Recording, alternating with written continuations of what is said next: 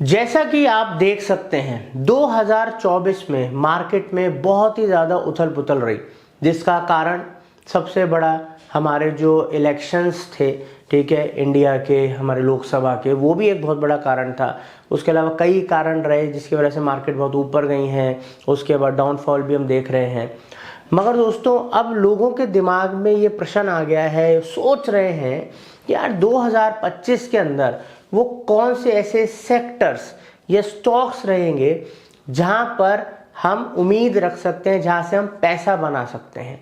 तो आज का ये टॉपिक बहुत गहरे रिसर्च और हिस्टोरिकल डाटा के बेसिस पे बना है कि हम आज आपको बेस्ट सेक्टर्स और स्टॉक्स बताएंगे जो मनी मेकिंग हो सकते हैं। वेलकम टू मनी फंडास, आपका अपना फाइनेंशियल दोस्त। दोस्तों, आज का ये वीडियो फुल ऑफ नॉलेज होगा, फैक्ट्स के ऊपर बेस होगा। मैं आपको स्टार्टिंग में ही क्लियर कर दूं कि हम कोई भी फाइनेंशियल एडवाइस नहीं देते, हम सेबी रजिस्टर्ड एडवाइजर्स नहीं हैं।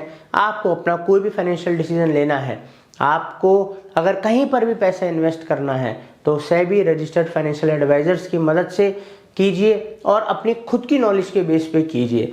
हमारा कंटेंट प्योरली सिर्फ एजुकेशनल पर्पस और अवेयरनेस के लिए है।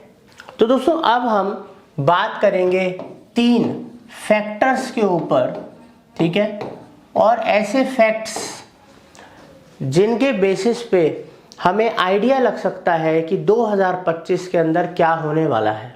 सबसे पहले हम उन फैक्टर के बारे में बात करते हैं, उन सेक्टर के बारे में बात करते हैं जो कभी भी बंद नहीं हो सकता, ठीक है, जो जैसा है वैसा ही चलता रहेगा, उससे बेहतर होता रहेगा समय के साथ, क्योंकि नीड्स बढ़ती हैं।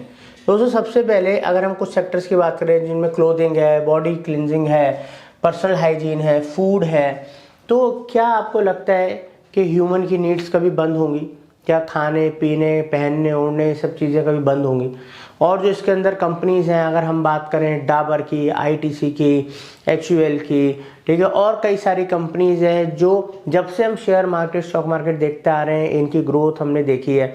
हाँ, इनके प्रोडक्ट रेंज बढ़ सकते हैं, प्राइजेस बढ़ सकते हैं, ठीक है, कंपनी के साइजेस बढ़ सकते हैं, मगर अगर आप इस तरीके के सेक्टर स्टॉक्स में पैसा लगाते हैं तो यहाँ पर हो सकता है आपको बहुत ज़्यादा मार्जिन या बहुत हाई रिटर्न्स ना मिले, बट अच्छे मतलब यहाँ पर आपको रिस्पेक्टेबल, आपको यहाँ पर लॉन्ग टर्म के अंदर देखा गया है रिटर्न्स मिले हैं, साथ के साथ पैसा बिल्कुल सेफ एंड सिक्योर रहा है। अब दोस्तों, जिन बड़े बड़े ब्रांड्स की मैं बात कर रहा हूँ, क्यों ये इतने समय के संग संग ग्रो होते जा रहे हैं, अपने इन्वेस्टर्स को भी बढ़िया बढ़िया रिटर्न दे रहे हैं?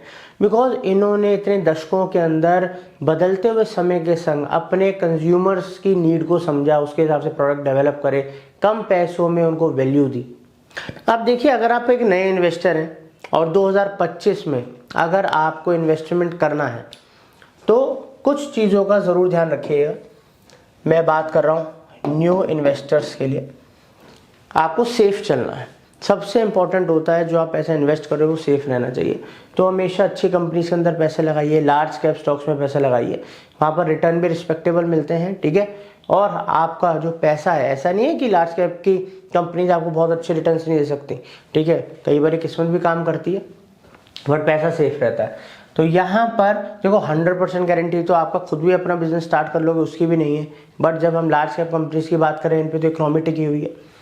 तो यहाँ पर आपको जिस भी कंपनी में पैसा लगा रहे हो उसका ईयर ऑन ईयर क्या प्रॉफिट लॉस स्टेटमेंट है वो आपको देखना है, ठीक है। हर साल कितने % प्रॉफिट से वो ग्रो कर रहा है, डेट कितना है, कर्जा उनके ऊपर कितना है, ठीक है, पीई रेशो क्या है, इंडस्ट्री का पीई रेशो क्या है और उनका पीई रेशो क्या है, जो प्रमोटर है, जो मालिक हैं उस कंपनी के, जिन्होंने कंपनी शुरू करी, उनकी खुद की कितनी हिस्सेदारी है उस कंपनी के अंदर, ये आपको देखना है। साथ के साथ न्यूज़ उन सेक्टर से रिलेटेड, उन कंपनी से रिलेटेड, इनसाइड की, आउटसाइड की, इंटरनल फैक्टर्स, एक्सटर्नल फैक्टर्स, आपको अपडेट रहना है। अब दोस्तों, सेकंड फैक्टर की हम बात करते हैं न्यू सेक्टर्स की। देखो, हमेशा अगर आप बात करें फ्यूचर की, तो फ्यूचर में कौन से ऐसे सेक्टर्स हैं जो बहुत प्रॉमिसिंग होने वाले हैं, जो नए सेक्टर्स हैं बट बहुत तेज़ी से वो अपने हाथ पांव फैला रहे हैं पूरी दुनिया के अंदर, ठीक है। और फ्यूचर भी उन्हीं का होने वाला है।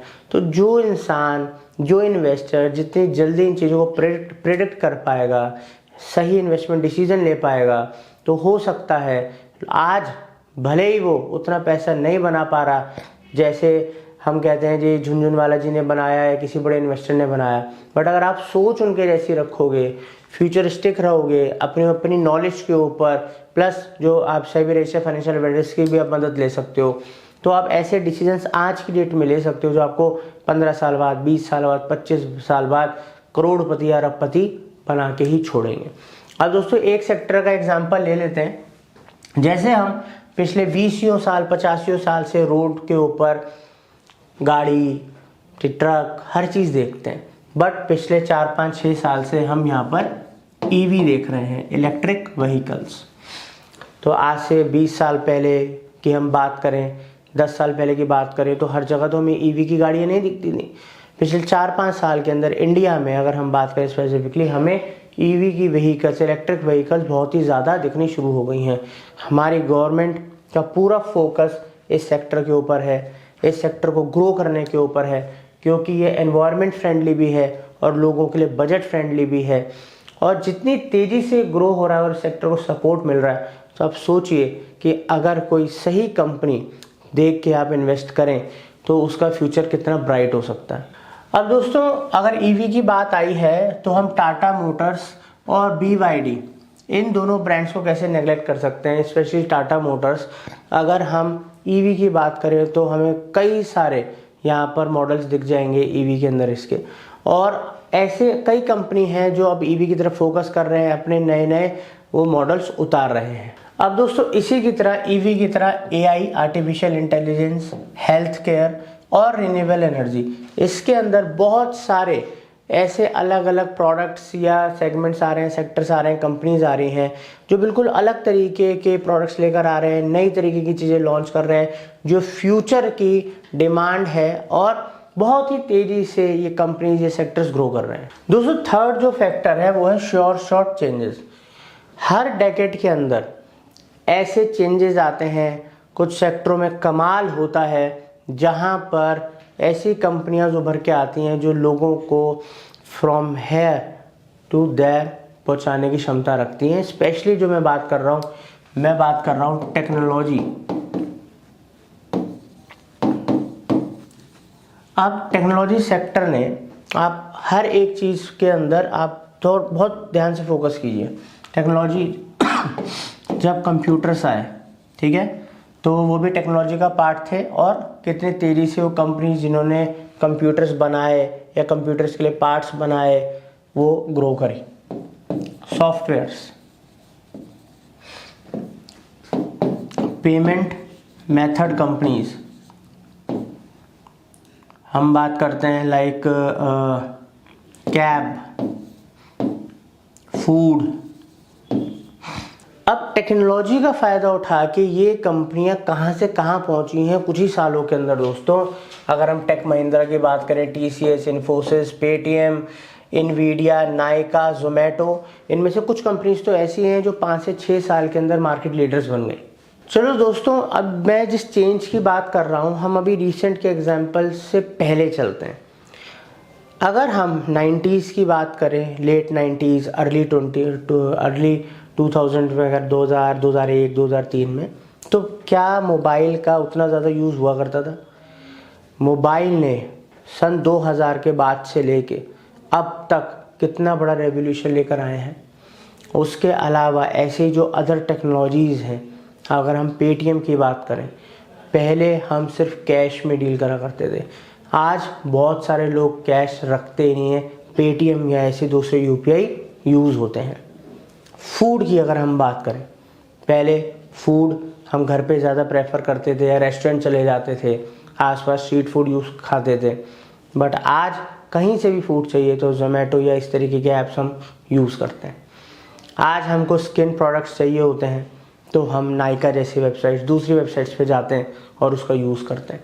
तो दोस्तों आप देख रहे हैं पिछले 85 साल का ही अगर हम सिर्फ देखें तो टेक्नोलॉजी कितनी तेज़ी से अपग्रेड होती है, रूप बदलती है।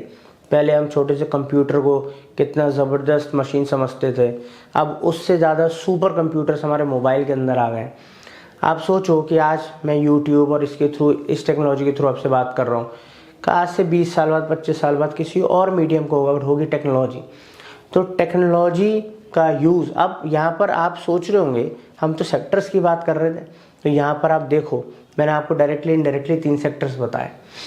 पहला फूड, क्लोथिंग, इससे रिलेटेड जो भी सेक्टर्स हैं, स्किन वगैरह से रिलेटेड, क्योंकि हमारे ह्यूमंस की नीड है। दूसरा टेक्नोलॉजी, तीसरा रिन्यूएबल एनर्जी।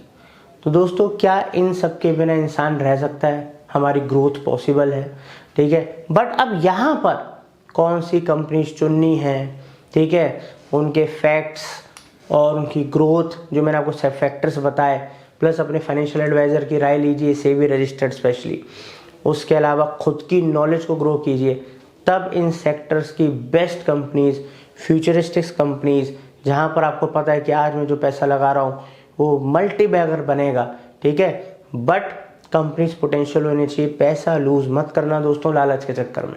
तो दोस्तों जब मल्टी बैगर की बात छिड़ी गई है तो मैं आपको बता दूं किस तरीके से मल्टी बैगर कंपनीज चूज करी जाती हैं, उनमें क्या देखा जाता है, कौन से फैक्टर्स देखे जाते हैं, और कुछ अच्छे ऐसे एग्जाम्पल्स, इसके ऊपर बहुत दमदार वीडियो हम लेकर आने वाले हैं। तो अगर आप भी मल्टी बैगर या future promising stocks, company, sectors के बारे में जानना चाहते हैं तो अमेजिंग वीडियो आने वाला है। प्लीज़ चैनल को सब्सक्राइब कर लीजिए, बेल आइकन दबाइए। Thank you.